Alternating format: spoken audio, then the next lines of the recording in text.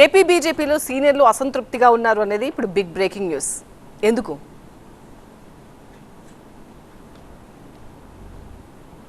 Madam, Bharatiya Janata పార్టీలో ఆంధ్రప్రదేశ్లో సీనియర్లు అసంతృప్తిలో ఉన్నారనేది కొన్ని మీడియా కథనాలు తప్ప అది వాస్తవం కాదనేది ప్రత్యక్షంగా ఉన్న మాకు తెలిసినటువంటి అంశం. ఇది కొంత రాజకీయాల్లో ఈ ఎన్నికల వేళ కొన్ని రకాల కారణాల చేత కొంత వాతావరణాలు సృష్టించడంలో మనం, ఎందుకంటే మీడియా అనేది ముఖ్యమైన సంస్థ, మనం దాంట్లో వచ్చే కథనాలని మనము ఖండించాలి తప్ప మనం వ్యతిరేకించకూడదు.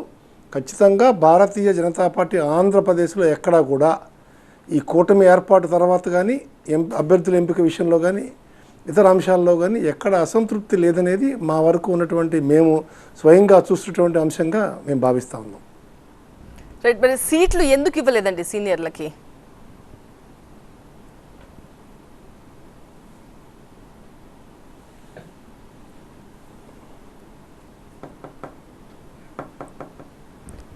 సీనియర్లకు సీట్లు ఇవ్వకపోవడానికి ఎలాంటి కారణాలు ఉన్నాయండి? లక్ష్మీపతి రాజు గారు, నా వాయిస్ వినిపిస్తోందా?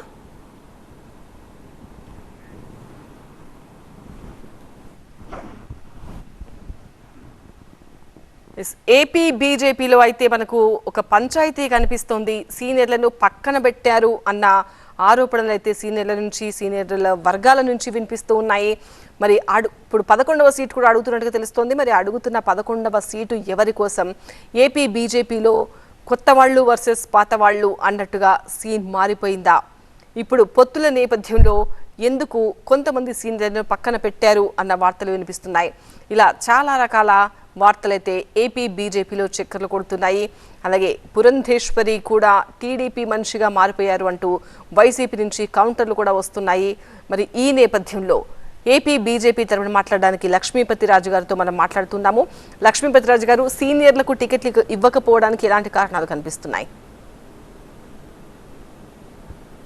ఇప్పుడు భారతీయ జనతా పార్టీలో ఉన్నటువంటి కేంద్ర పార్టీ యొక్క అధిష్టానం ఆదేశానుసారం పార్టీ ఎన్నికల కమిటీలో కానీ, రాష్ట్ర కోర్ కమిటీలో కానీ జాతీయ పార్టీ పెద్దలతో మాట్లాడిన తర్వాత ఆ యొక్క చర్చల సారాంశం అనంతరం మాత్రమే సీట్లు కేటాయింపు జరిగింది. ఇప్పటికే 6 పార్లమెంటు స్థానాలు ప్రకటించడం జరిగింది. ఈరోజు కూడా సమావేశం జరిగింది, రాష్ట్ర పార్టీ ముఖ్య నేతల సమావేశం. రేపు కూడా మరొక సమావేశం ఉంది.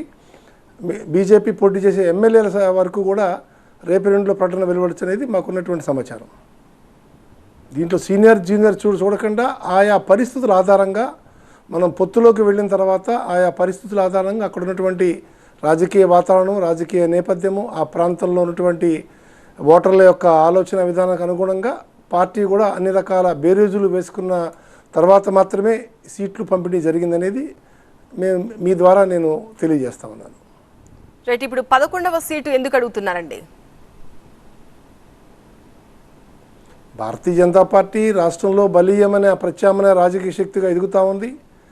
నరేంద్ర మోడీ గారి నాయకత్వంలోని భారతీయ జనతా పార్టీ కేంద్ర ప్రభుత్వం ఈ రాష్ట్ర అభివృద్ధిలో 2014 నుంచి 19 దాకా ఎంత భాగస్వామ్యం ఉందో 2019 నుంచి నేటి వరకు కూడా ఈ రాష్ట్ర అభివృద్ధిలో భారతీయ జనతా పార్టీ గ్రామీణ అభివృద్ధి విషయంలో కానీ, వ్యవసాయ రంగం అభివృద్ధి విషయంలో కానీ, ఇన్ఫ్రాస్ట్రక్చర్ జాతీయ రహదారుల నిర్మాణంలో కానీ, అంటే స్థానికంగా మన పాఠశాలలో అభివృద్ధి కాడి నుంచి, మరుగుదొడ్ల అభివృద్ధి కాడి నుంచి, జలజీవన్ మిషన్ ద్వారా ప్రతి ఇంటికి మంచినీటి కుళాయి అందించే అంశం దగ్గర నుంచి, ఆరోగ్య విషయం సంబంధించి ఇలా అనేక కేంద్ర ప్రభుత్వం నరేంద్ర మోడీ నాయకత్వంలో ఈ దేశంతో పాటు ఈ రాష్ట్రంలో కూడా ప్రత్యేక శ్రద్ధ వహించి ఈ రాష్ట్రానికి లభించవలసినటువంటి అన్ని సంస్థలతో పాటుగా అన్ని అభివృద్ధి కార్యక్రమాలు చేస్తున్న కారణంగా భారతీయ జనతా పార్టీ యొక్క భాగస్వామ్యం ఎక్కువగా ఉండాలనే లక్ష్యంతో మాత్రమే రాష్ట్ర పార్టీ ఇంకో 11వ సీటుకి మనం మా మిత్రపక్షంతో సంప్రదించడం జరిగింది. ఖచ్చితంగా మాకు విశ్వాసం ఉంది, మా పార్టీ పెద్దలు మాట్లాడుతూ ఉన్నారు. ఆ సీటు కూడా భారతీయ జనతా పార్టీ దక్కుతుందనే ఆశాభావం మేము వ్యక్తం చేస్తున్నాం. బీజేపీకి ఓటు బ్యాంక్ తక్కువ ఉన్నప్పుడు మరి ఇన్ని సీట్లు ఎలా వస్తాయనే నమ్మకం ఉందండి మీకు? భారతీయ జనతా పార్టీకి ఓటు బ్యాంకు తక్కువ ఉన్నదనేది మా యొక్క వ్యతిరేక పక్షాలతో పాటు కొన్ని మీడియా కథనాలు అన్నాయి. అంటే ఓటు బ్యాంకు తక్కువ ఉండడం అంటే నాకు అర్థం కాలేదు. ఎందుకంటే ఈ రాష్ట్రంలో ప్రత్యేకించి సుమారు 95 వేసుకుంటారు కదా. మేడం తప్పకుండా ఎన్నికల్లో బేరీజు వేసుకోవాల్సిందే, రెండో ఆలోచన లేదు. కానీ ఓట్ల శాతం అంటే భారతీయ జనతా పార్టీ ఇవాళ భారతీయ జనతా పార్టీలో నీతి నిజాయితీ నిస్వార్థ సేవ నిష్కలంక దేశభక్తి కలిగినటువంటి కార్యకర్తలకు భారతీయ జనతా పార్టీలో లోటు లేదు. దురదృష్టవశాత్తు 95 తర్వాత ఆంధ్రప్రదేశ్ రాష్ట్రంలో ఈ యొక్క ఎన్నికల ప్రభావం కోట్లాది రూపాయలతోనే నడుస్తూ ఉన్నది. భారతీయ జనతా పార్టీ అభ్యర్థులు, భారతీయ జనతా పార్టీ కార్యకర్తలు ఈ డబ్బు కంటే ప్రజాసేవలో నిష్కలంక దేశభక్తితో నిజాయితీగా ప్రజలకు సేవ చేసే కార్యకర్తలు నాయకులు ఉన్నటువంటి పార్టీ. ఈ నేపథ్యంలో మేము కొంచెం వెనుకబడి ఉండొచ్చు ఆర్థికపరమైన అంశం తప్ప.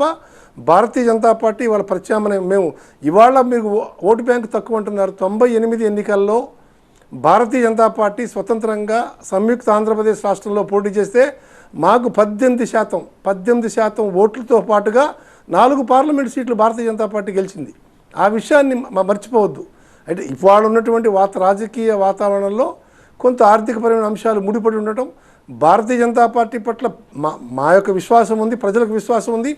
భారతీయ జనతా పార్టీ పట్ల ఉద్దేశపూర్వకంగానే భారతీయ జనతా పార్టీ ఓట్లు లేదు, సీట్లు లేదు, ప్రభావం చూపలేదనే ఒక దుష్ప్రచారం కారణంగా తప్ప భారతీయ జనతా పార్టీ శక్తి ఉన్నది కాబట్టే, భారతీయ జనతా పార్టీ ఓట్ల శాతం ఉన్నది కాబట్టి, భారతీయ జనతా పార్టీ పట్ల నిజాయితీ ఉంది, ఈ రాష్ట్ర అభివృద్ధిలో భాగస్వామ్యం ఉన్నాం కాబట్టే ఇవాళ మా మిత్రపక్షాలు మాకు ఇప్పటికే మా ఎన్డీఏలో ఉన్న జనసేనతో పాటుగా ఇటీవల తిరిగి తెలుగుదేశం పార్టీ మళ్ళీ 2018 తర్వాత ఇవాళ భారతీయ జనతా పార్టీతో పొత్తు పెట్టుకుందంటే కారణం ఏంటంటే భారతీయ జనతా పార్టీ పట్ల ప్రజల విశ్వాసం అన్నది క్షేత్రస్థాయిలో ప్రజలు నమ్ముతూ ఉన్నారు. రాష్ట్రాభివృద్ధి ధ్యేయంగా, దేశాభివృద్ధి ధ్యేయంగా మా లక్ష్య దిశగా ఆ లక్ష్యం దిశగా మేము ముందుకు సాగుతున్న తరుణంలో వీటన్నిటినీ ఓవర్కమ్ అవుతాం. ఖచ్చితంగా తెలుగుదేశం, భారతీయ జనతా పార్టీ, జనసేన ఎన్డీఏ కూటమి ఈ యొక్క రాష్ట్రంలో రాబోయే నెలలో జరిగే ఎన్నికల్లో విజయదుందుబి మోగిస్తుంది. ఈ రాష్ట్రంలో ఎన్డీఏ ప్రభుత్వం, డబుల్ ఇంజిన్ సర్కార్, కేంద్రంలో నరేంద్ర మోడీ ప్రభుత్వం, ఆంధ్రప్రదేశ్లో బీజేపీ, తెలుగుదేశం, జనసేన ప్రభుత్వం మేము విజయం సాధిస్తాం, అధికారం చేపడతాం తెలియజేస్తా ఉన్నాం.